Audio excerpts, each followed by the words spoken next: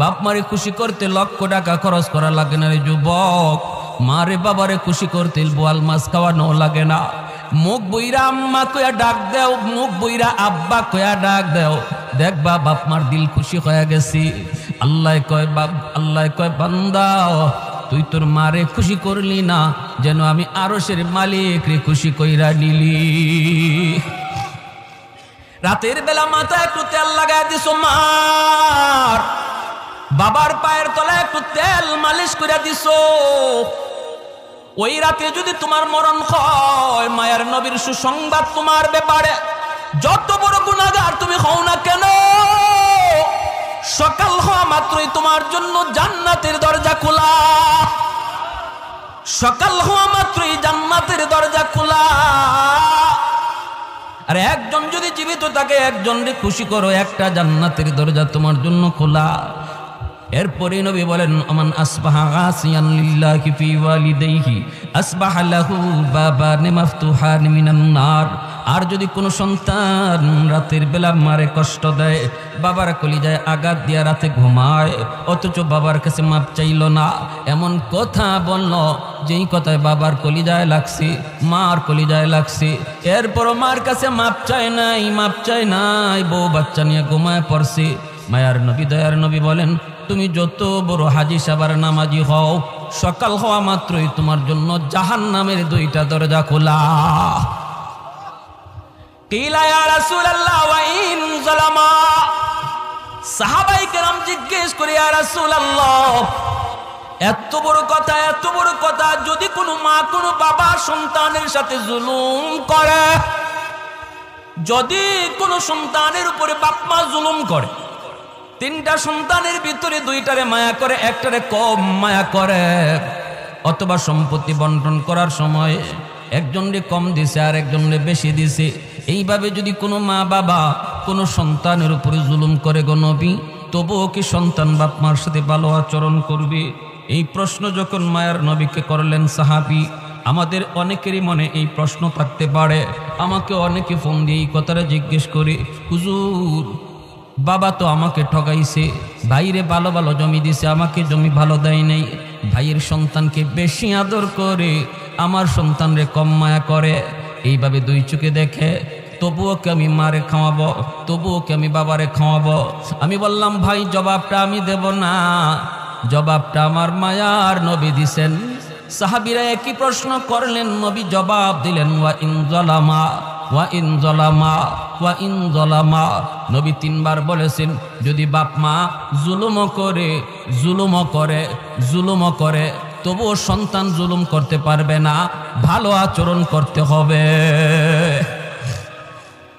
একমাত্র কারণ হলো তিনি আমার মা, একমাত্র কারণ তিনি আমার বাবা, একমাত্র কারণ তিনি আমার বাবা, তিনি আমার মা। তার উসিলায় আমি দুনিয়া দেখেছি, তার উসিলায় আমি বড় হয়েছি, তার উসিলায় আমি আজকে ম্যাজিস্ট্রেট, তাদের উসিলায় আজকে আমি ডাক্তার, তাদের উসিলায় আজকে আমি শিল্পপতি। আল্লাহ পাক খালিক আর মালিক, বাপ মা হলো উসিলা, ঠিক কিনা জোরে বলেন?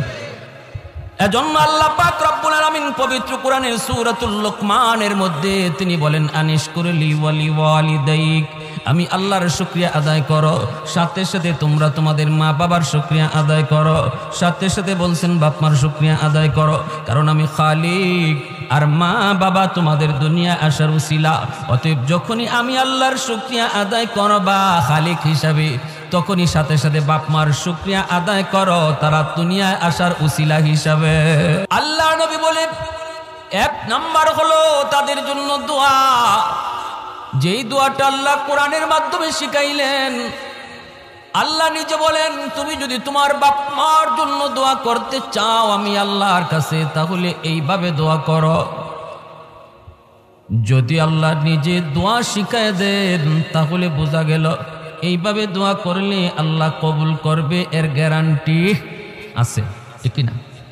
ফ্যাক্টরির মালিক যদি বলে আমার ফ্যাক্টরিতে যারা চাকরি করার জন্য দরখাস্ত দিয়েছো, আমি সব দরখাস্ত দেখার পর একজনকে আমি শুধু চাকরি নিয়োগ দিব, একজনকে দিব, কে সে একজন, কে সে একজন? এদের ভিতর থেকে একজনকে ফ্যাক্টরির মালিক, কোম্পানির মালিক নিজেই দরখাস্ত লেখা দিল, ও মিয়া তোমার বাড়ি আমার এলাকায়, আমি ঢাকায় থাকি, বাড়ি আমার বিবাড়িয়া, তুমি এসেছো বিবাড়িয়া থেকে, আমার দেশের মানুষ, তোমাকে আমার বড় পছন্দ হয়েছে, ফ্যাক্টরিতে চাকরি করবা বলে।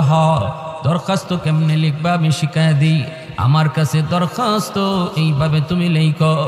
মালিক যদি দরখাস্ত শিখায় দেয় তাহলে বোঝা গেল আর কারো চাকরি হোক না হোক তারটা হবে 100% গ্যারান্টি। ঠিক তদ্রুপ আল্লাহ পাক কয়, তোমরা যারা মার জন্য বাবার জন্য দোয়া করো রে, নিজের থেকে দোয়া করা লাগবে না, আমি আল্লাহ বলে দিই এইভাবে আমার কাছে চাও। বুঝা গেল চাইতে দেরি দোয়া কবুল হতে দেরি না। আল্লাহ পাক কয়, রব্বির হামহুমা কামা রাব্বায়ানি সগীরা। এ যুবক, তোমার মা তোমার বাবা শিশুকালে তোমাকে আমাকে যেইভাবে লালন পালন করেছেন, এই দৃশ্যটা হয়তো তুমি ভুলে গেছো, কিন্তু আল্লাহ পাক তিনি ভুলেন না। আল্লাহ পাক জানেন শিশুকালে একজন সন্তানকে তার মা কতটা আদর করেছে, বাবা কতটা আদর করেছে, নিজের না খায় সন্তানকে খাওয়াইছে, নিজের না পইরা সন্তানরে পড়াইছে। কত বাবা ঈদের দিনে সিরা লঙ্গি পরছে, কিন্তু সন্তানরে নতুন কাপড় কিনা দিছে। কত মা